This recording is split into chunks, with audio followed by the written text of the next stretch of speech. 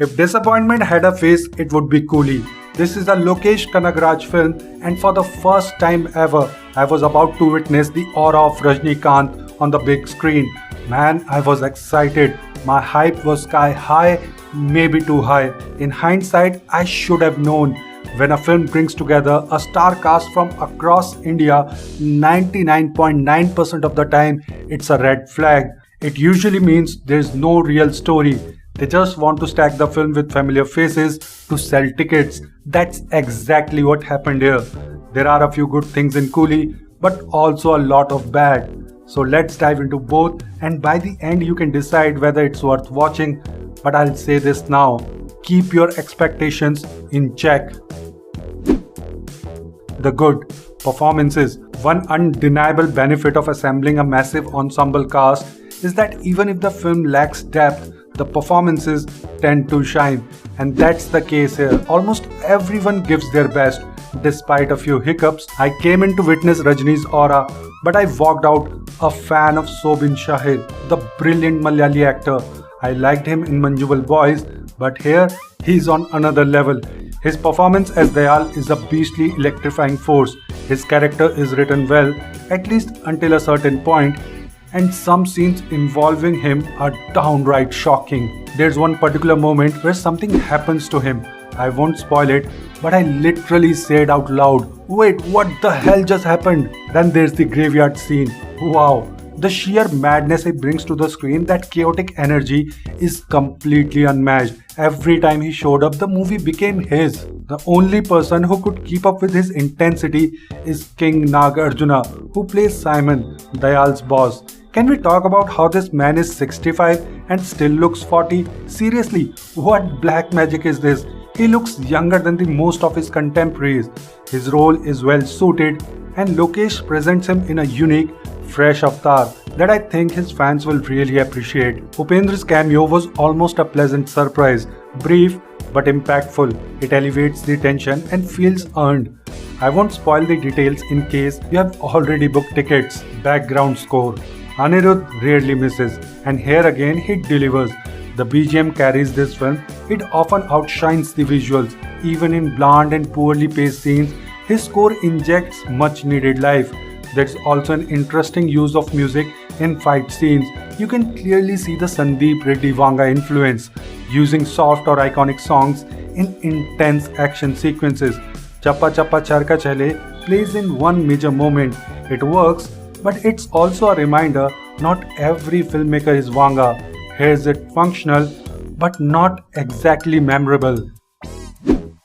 The bad. Rajinikanth. This might upset some fans, but it needs to be said. Rajni sir just doesn't fit these kinds of action-heavy roles anymore. With deep respect for his legacy, 50 years in cinema, 170 plus films, there comes a point when age-appropriate roles matter. He's 74, and it shows. During action scenes, he's barely moving, and his body looks stiff. Instead of soaking in his aura, I found myself wincing.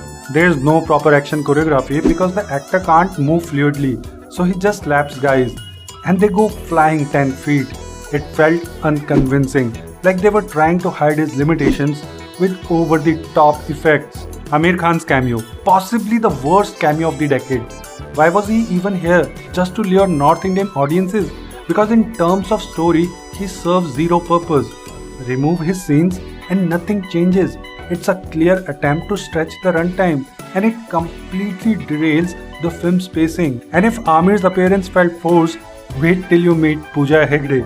She shows up for exactly one song, Monica Bellucci, and then vanishes. No explanation, no closure. Why name her after an iconic actress like Monica Bellucci purely for online buzz? Just like Aamir and Pooja, there are also these 3 random college boys introduced early on. Again, no purpose, no payoff. The story, or lack thereof. Everything could have worked if the film had a decent story. But Coolie doesn't. It's a very predictable revenge plot, and here I was theorizing about sci-fi and time travel and whatnot because of that weird chair in the trailer. But no, we get a tired father-daughter, I don't know she was my daughter twist. done to death in Indian cinema. The narrative is a jumbled mess of a half-baked ideas, revenge, cremations, gold smuggling, organ theft, you name it. Lokesh throws everything into the mix but fails to tie it together. It feels like it has too many ingredients but no recipe. Pacing and length. Coolie is unnecessarily 3 hours long. It drags. Easily 30 minutes could have been trimmed, starting with Aamir's cameo, Rajni's prolonged flashback and pointless side plots. The screenplay could have been tighter and more focused. Climax and the payoff. The final showdown between Rajni and King Nagarjuna was so underwhelming. After 3 hours, there's no emotional or cinematic payoff. The father-daughter angle fizzles out and the ending feels abrupt and unsatisfying. Shruti Hassan's performance. Shruti Hassan just doesn't deliver. Her performance feels robotic, her expression flat, and her screen presence underwhelming. She adds very little to the film. Where's the Lokesh spark? One of the biggest disappointments is the lack of iconic scenes, something Lokesh is usually known for. No moment like Leo's cafe standoff, no fight like Vikram's climax sequence. Coolie has nothing that stays with you once the credits roll. At this point, I honestly think Lokesh is becoming one of the most overhyped Indian directors. He seems out of steam, no compelling story, no standout action, and not even Rajni could save this film. So that's my review of Coolie. If you have already booked tickets, go in with low expectations and you might enjoy some moments, mainly thanks to Soubin Shahir, Nagarjuna and Anirudh's score. Otherwise, this one's a skip. If you like this review, don't forget to subscribe for more honest takes on Indian cinema. Let me know your thoughts on Coolie in the comment section below.